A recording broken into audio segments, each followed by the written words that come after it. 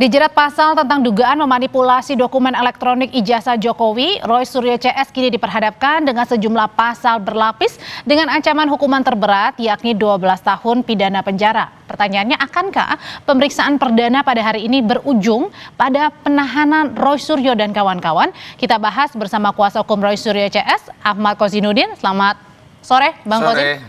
Ada juga Wakil Ketua Umum Peradi Bersatu, Lekumanan. Bang Lekumanan, selamat sore. Selamat sore, Mbak. Dan ada juga mantan Kapolda Jawa Barat, Anton Carlian. Selamat sore, Pak Anton. Selamat sore, Mbak Udi. Ya, saya mau ke Bang Kosin dulu. Bang Kosin, ini sampai sore ini, Bang Roy, Mas Roy, Bang Rismon, Dr. Tifa, ini belum juga keluar dari pemeriksaan Polda Metro Jaya. Pertanyaannya, apakah ini pertanda kalau klien Anda akan ditahan hari ini? Baik, saya update bahwa memang terakhir setelah saya tinggalkan Polda untuk kemari itu Dr. Tifa sudah selesai, tapi menunggu teken-teken. Kemudian Roy Suryo dan Rismon Hasiolan masih melanjutkan. Itu update terakhir. Soal apakah akan terjadi penahanan atau tidak, ya memang itu kewenangan subjektif ada pada penyidik, dan alasannya tentu ketika ada kekhawatiran untuk lari, untuk menghilangkan barang bukti dan untuk melakukan kejahatan lagi. Dan kami sudah memastikan bahwa klien kami tidak melakukan itu, dan kami tadi dengan sebelah tokoh-tokoh yang ada di Polda Metro Jaya begitu banyak sudah teken jaminan bahwa yang bersangkutan tidak akan melakukan tindakan itu, sehingga kekhawatiran penyidik menjadi diobjektifkan, tidak akan mungkin bisa melakukan penahanan karena tidak ada kekhawatiran itu, karena ada jaminan dari kami. Terlepas bahwa pada akhirnya ya masalah penahanan itu subjektivitas penyidik, suka-suka penyidik begitu. Tapi kami harapkan kami mendapatkan perlakuan yang adil dalam proses penegakan hukum, karena pada saat yang bersamaan Polda Metro Jaya juga memeriksa seorang dan sampai pada status tersangka, yakni Firly Bahuri yang sudah 2 tahun status tersangka sampai hari ini tidak ditahan. Jadi saya kira kami sendiri tidak memiliki rasa khawatir akan terjadi penahanan, apalagi ada pesan dari Presiden Prabowo Subianto terkait hal ini, tidak boleh ada kriminalisasi kepada rakyat kecil begitu. Jadi kalau dari pengacara Roy Suryo, Bang Lekumanan yakin dan meminta untuk tidak ditahan, tapi kenapa Peradi Bersatu justru meminta penyidik Polda menahan Roy Suryo CS? Ya, artinya gini, terkait dengan penahanan memang merupakan kewenangan daripada penyidik ya. Cuman di sini kan kami yang sudah 7 bulan yang menunggu, ya kan, membuat laporan polisi ya, sudah selama 7 bulan ini pasti ada permintaan dari kami. Kami minta memang secara lisan agar terhadap ketiga tersangka yang sudah diperiksa ini hari, kami minta memang untuk dilakukan penahanan. Kenapa? Karena itu merupakan permintaan dari kami, ya kan, permintaan secara lisan.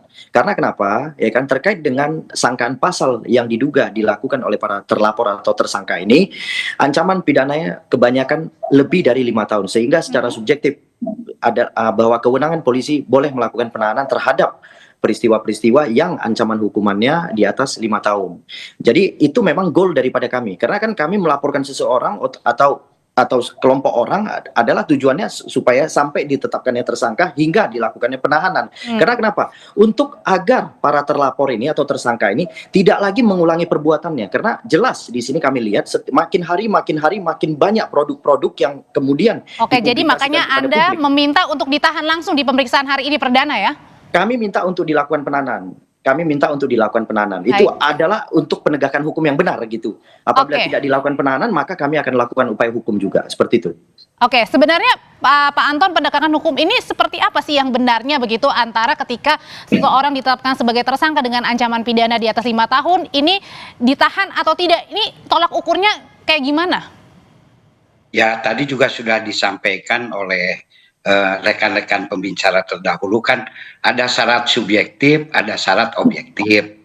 Syarat subjektif seperti tadi adalah tidak melarikan diri, tidak menghilangkan barang bukti, tidak mengulangi tindak pidana. Adapun syarat objektif diancam 5 tahun lebih. Nah, di sini, apakah penyidik ini bisa menahan atau tidak? Ya sebetulnya tergantung daripada Bang Suryo itu sendiri. Di sini ada kekhawatiran mungkin dari Peradi, Bang Suryo itu tadi mengulangi tindak pidana. Apalagi beliau ini pernah ditahan juga tahun 2023 dalam kasus yang sama. Nah, ini mungkin kekhawatiran ini. Jadi sebetulnya ditahan atau tidak memang kewenangan Polri, tetapi juga tidak semata-mata itu. Dari pihak Bang Suryo juga mohon untuk menahan diri sepanjang nanti begitu di publik gitu kan kan ada kesengajaan, ini salah satu unsurnya itu agar diketahui umum, yaitu virtual publiknya. Kesengajaan ini apabila Bang Suryo melakukan hal itu lagi, jangan disalahkan nanti apabila di dalam pemeriksaan kedua. Sebenarnya nanti Pak Anton, kesengajaan seperti apa sih yang ditakutkan? Kenapa? Kesengajaan seperti apa sebenarnya yang ditakutkan ini?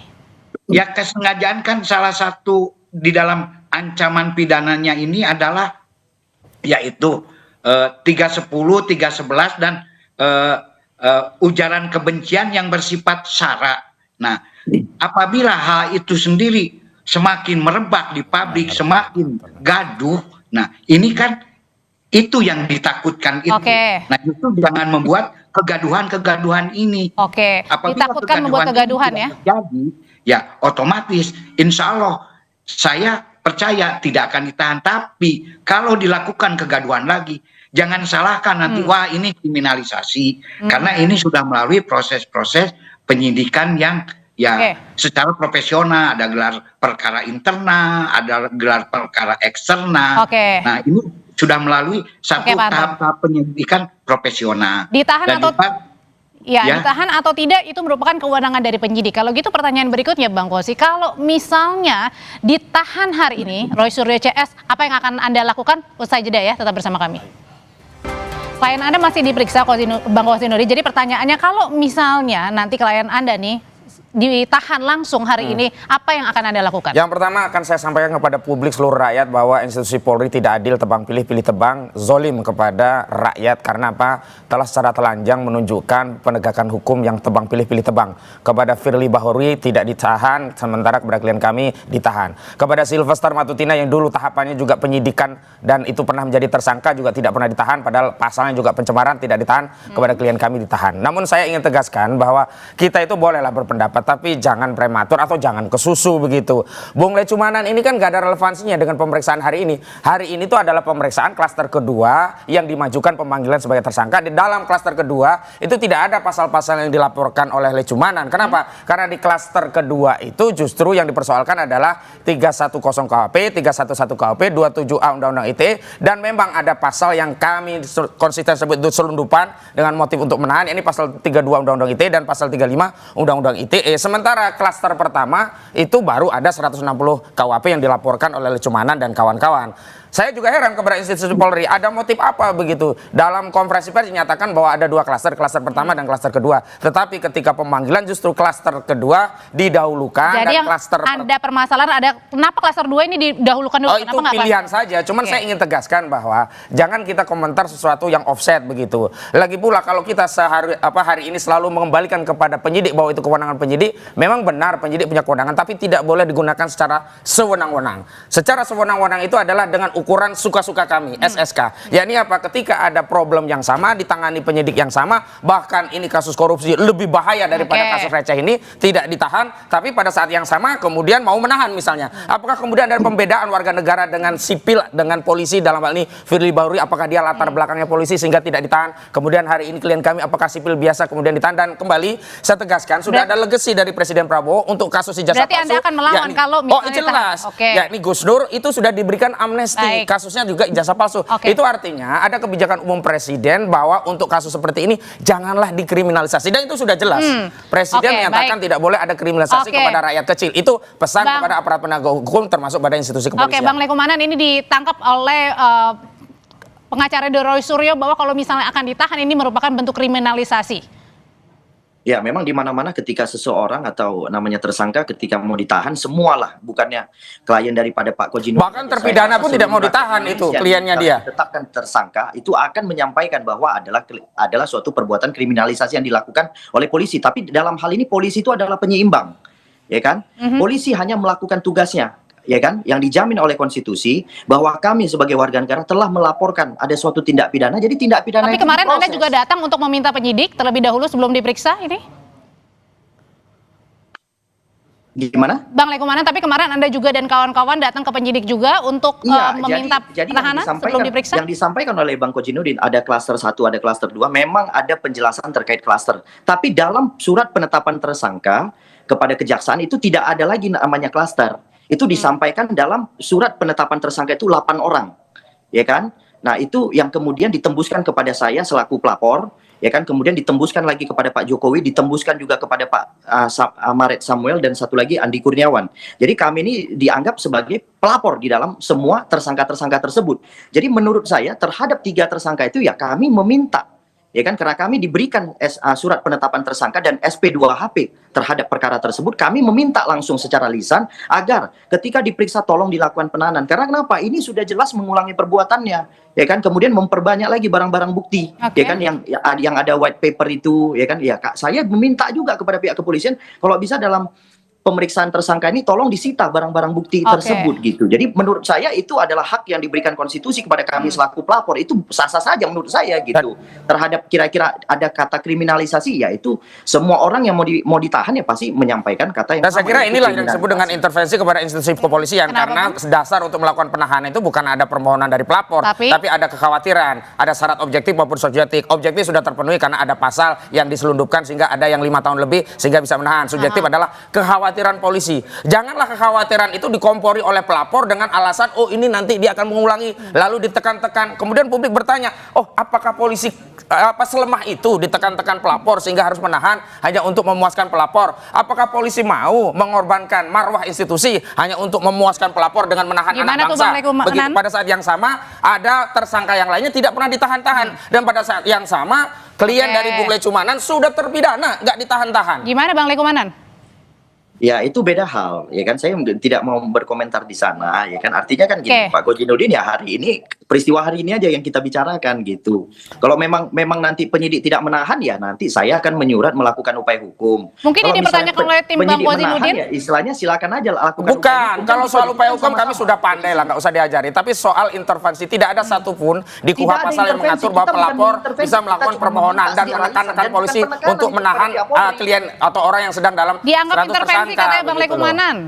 Ya, kita bukan yang mengintervensi, itu kan permintaan kami secara lisan, itu bukan intervensi. Kalau intervensi itu saya meminta pejabat dari wilayah lain kemudian menelpon penyidik. Justru itu namanya intervensi langsung, karena di KUHP tidak diatur. Harus ada basis pasal norma yang menjadikan tindakan itu sah dan legal, dan di KUHP tidak diatur. Sementara untuk urusan penegakan hukum itu harus rinci-rinci agar apa? Tidak ada abuse of power. Tindakan setiap penegak hukum termasuk advokat pelapor itu harus dasarnya, harus ada basis normanya. Kalau tidak, inilah disebut dengan kesewenang-wenangan berdalih dengan kebijakan. Oke, saya mau minta dulu pendapat dari Pak Anton. Pak Anton, sebenarnya untuk seorang pelapor ini merupakan sesuatu yang biasa. Apakah pelapor juga punya hak begitu ketika sebelum diperiksa para tersangka ini kemudian meminta untuk ditahan? Ya, semua orang kan punya hak. Tadi juga saya menanggapi kalau ini dianggap sebagai sebuah kriminalisasi, kita kan ada alat ukurnya, yaitu bisa ke peradilan. Dan setiap kasus itu memang tidak sama. Setiap kasus itu punya satu karakter khusus. Nah, di sini justru yang dititik beratkan ini di Undang-Undang ITE atau di 310, 311 itu pencemaran nama baik itu, yaitu menyebarkan di muka umum. Nah, apabila menyebarkan di muka umum ini makin menimbulkan kegaduhan, diduga itu akan terjadi. Nah, tidak menutup kemungkinan penyidik akan bertindak. Jadi jangan disamakan, mungkin mohon maaf ini. Kenapa kalau 310, 311 yang ini tidak ditahan, tetapi yang ini ditahan. Jadi setiap kasus itu punya spesifikasi sendiri. Nah, di sini kita bisa melihat apakah beliau ini, Bang Suryo ini, ada keseriusan, kesengajaan ingin menyebarkan di muka umum tentang mungkin ujaran-ujaran atau mungkin yang dianggap ijazah palsu itu. Nah, ini tergantung publik. Nah, makanya mungkin dari Peradi pun juga menyatakan atau mengemukakan pendapatnya sehingga menginginkan untuk penahanan ditahan. langsung ya. Saya Oke. kira itu yang Baik. disebutkan oleh Seladi. Saya kira kalau pendapat itu disampaikan secara private itu nggak masalah dan itu umum lazim. Tapi ini disampaikan kepada publik seolah-olah mempengaruhi publik, mempengaruhi institusi kepolisian untuk melakukan penahanan, itu yang keliru. Yang kedua saya ingin tegaskan, kalau persoalannya khawatir 311, 310 KUP, nggak ada masalah Pak Anton, wong itu syarat objektifnya tidak dipenuhi, itu kan hanya 9 bulan dan 4 tahun. Kami pun siap bertarung kalau dituduh fitnah, dituduh pencemaran karena tidak ada alasan objektif untuk menahan. Tapi persoalannya alat kekuasaan dipinjam oleh pelapor, oleh Joko Widodo untuk menyelipkan pasal 32, 35 di kasus Roy Suryo, Tiva dan juga Rismon, dan menyelipkan pasal 160 di kasus layer yang pertama, yakni Egy Sujana, Kurnia Tria Royani, DH, Damai Hari Lubis, Rustam Effendi dan Rizal Fadila. Ini yang tidak adil dan jangan kemudian menggunakan parameter kriminalisasi itu diselesaikan melalui pra peradilan. Pra peradilan itu hanya untuk urusan formil dan Jadi ketika beda pra peradilan artinya. beda, karena itu kriminalisasi itu harus diadili dengan apa? Pendapat publik dengan parameter yang objektif. Parameter objektifnya apa? Ada kasus yang sama di Polda Metro Jaya, satu tersangka, satu juga tersangka. Kenapa yang satu nanti ditahan, yang satu dibiarkan? Udah nggak usah pusing-pusing. Apalagi kasusnya kalau kita bicara ancaman pidana terkait masalahnya untuk publik, korupsi itu lebih berbahaya daripada sekedar mencemarkan pribadi orang begitu. Saya mau nanya kalau gitu ke Bang Lekumanan, kenapa Anda dan kawan-kawan ini meminta untuk penahanan, apa alasannya? Alasannya itu yang tadi, Mbak, terus-terus mengulangi perbuatannya. Setiap hari ada lagi informasi yang disebar, ya kan? Mencemarkan nama baik Pak Jokowi maksudnya? Mencemarkan nama baik Pak Jokowi, mempengaruhi masyarakat agar masyarakat percaya bahwa produk yang digunakan oleh Pak Jokowi adalah produk palsu. Jadi ini kan bahaya. Sekarang sudah masuk lagi ke Pak Gibran, bahwa Pak Gibran tidak pernah tamat SMA, ya kan? Nanti besok lagi masuk lagi ke Jan Etes, nanti seolah-olah Jan Etes tidak pernah punya akta lahir, kan bingung kita artinya. Jadi saya meminta ini supaya dilakukan penahanan, karena kenapa? Agar tersangka ini tidak mengulangi perbuatannya. Ini sudah tiap itu Bang hari yang ditakutkan, mengulangi perbuatan. Itu kan praduga, sementara sudah jelas ya kliennya Lecumanan sudah terpidana pun nggak pernah ada tuntutan mereka, tolong dong Pak Lecumanan ditahan, ditangkap karena sudah inkrah, nggak ada lagi asas presumption of innocence bisa menjadi dalil untuk tidak menahan orang. Nah di sini belum ada putusan loh. Janganlah anak bangsa kemudian ditahan, kemerdekaannya direnggut, padahal dia belum terbukti secara hukum untuk melakukan satu tindak kejahatan. Sementara kita ingin orang itu kemerdekaannya dirampas. Berarti memang sudah ada ya motif jahat, bukan penegakan hukum, bukan untuk mencerdaskan umat, mencerdaskan masyarakat tentang kondisi bangsa yang hari ini terbelah hanya gara-gara selembar dokumen. Motif jahatnya begitu. Maksudnya apa nih? Motif jahatnya adalah ingin memenjarakan orang padahal belum ada vonis. Kenapa? Karena dengan demikian mereka merasa pendapat-pendapat yang lainnya itu tidak cocok dengan pendapatnya, sehingga pendapat-pendapat ini dianggap kriminal atau kejahatan, sehingga pendapat-pendapatnya disampaikan ini jangan lagi ada di ruang publik dengan cara apa? Dipenjarakan orang. Oke, Gitu. apakah Pak Anton sendiri sepakat bahwa tadi ya dengan kalau misalnya ditahan sendiri, ini kemudian mengkriminalkan atau mengkotak-kotakan suara-suara dari rakyat nih? Kalau saya ya kurang sepakat lah, karena setiap kasus itu ya punya karakteristik sendiri-sendiri, dan di sini bukan masalah 310 311, justru titik beratnya itu di undang-undang ITE. Di undang-undang ITE itu sendiri kan sudah jelas menyebarkan kebencian yang bersifat sara maupun individu. Nah, ini sudah jelas. Nah, dan di sini justru motifnya itu bisa dilihat apabila keseriusan motif, kesengajaannya itu berulang-ulang terus dilakukan di hadapan publik. Oke, makanya masuklah undang-undang ITE. Oke, itu yang apakah juga penilaian dari penyidik sendiri ketika misalnya nih ada tersangka yang kemudian katakanlah Mas Suryo CS ini menyebarkan fitnah begitu ya, pencemaran nama baik kepada Pak Jokowi. Kalau misalnya tadi datang dengan baik-baik, tidak kemudian meyakini bahwa ijazah Pak Jokowi asli, apakah ini menjadi pertimbangan juga untuk ditahan atau tidaknya ketika berkelakuan baik? Ya saya kira karena pertimbangan itu kan pertimbangan subjektif. Nah subjektif itu ya tergantung daripada perilaku daripada tersangka itu sendiri.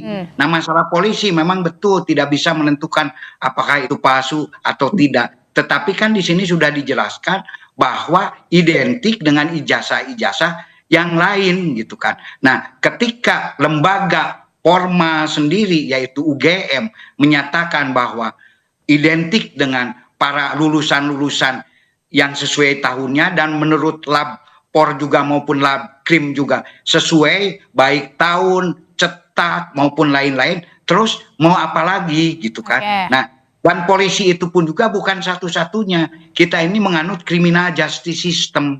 Ada polisi, ada jaksa, dan juga ada pengadilan. Nah, ini kan bisa dilakukan. Dan kalau menurut saya, oh ini kalau ada kriminalisasi jangan pakai pra-peradilan. Terus kalau tidak pakai pra-peradilan mau apa? Apa mau pengadilan jalanan atau pengadilan publik?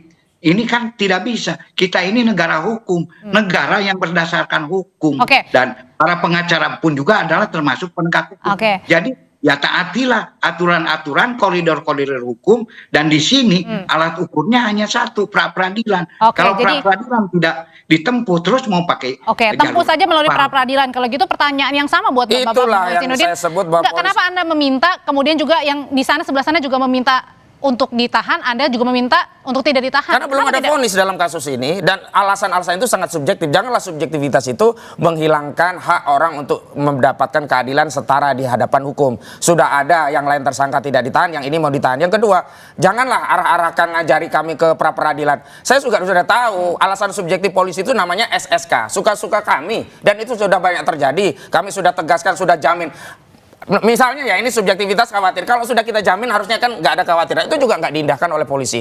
Sekarang saya ingin tegaskan begini saja. Kalau institusi kepolisian lebih memilih suka-suka kami itu sebagai parameter untuk menahan seorang ketimbang masyarakat yang hari ini menonton, melihat kasus ini secara luas jutaan orang, ya kami persilakan. Tetapi kami tidak ridho institusi kepolisian menjadi turun wibawanya, rusak legitimasi hanya gara-gara ingin melayani laporan dari saudara Makanya Anda bilang dan siap juga tempur. Saudara Jokowi. Ya, kami siap tempur, dan metode untuk bertempur itu pilihan kami. Mana yang kami tempuh tidak usah diajari begitu. Bang Lekumanan, kalau misalnya hari ini Roy Suryo CS tidak ditahan, apa yang Anda akan lakukan? Ya, kita akan menyurat ya, artinya menyurat ke seluruh instansi ya, terutama ke Kompolnas, kemudian ke Kapolda Metro, kemudian juga ke Kapolri, Wakapolri, Irwasum Polri, Kadip Propam Polri, dan Kabid Kum Polri. Kami akan menyurat ke semua lembaga Polri, ya kan, terutama Kompolnas. Kami akan meminta agar dilakukan pemeriksaan terhadap penyidik yang telah memeriksa para tersangka ini gitu. Berarti ada apa kan gitu kan? Ada apa? Intinya kami di sini tidak mengintervensi, tapi permintaan kami selaku pelapor adalah kami meminta agar dilakukan penahanan. Tolong dilakukan penahanan agar tidak terjadi lagi peristiwa-peristiwa seperti ini. Kalau perbuatan pidana seperti ini yang udah masif dan sistematis dibiarkan aja, dibiarkan terus, ini akan timbul lagi Roy lainnya gitu loh. Karena itu tunjukkan saja ijazahnya biar situasi ini segera jelas, selesai. Gitu. Selama ini kan dibikin masalah karena ijazah itu tidak pernah diperlihatkan. Ijazah inilah sumber kegaduhan selama ini. Sehingga terbelahlah anak bangsa. Orang otot-ototan hanya gara-gara selembar ijazah. Jahat sekali nih orang yang punya ijazah nggak nunjuk-nunjukin sehingga anak bangsa ini terbelah. Oke, sudah kita tangkap kalau gitu pesannya.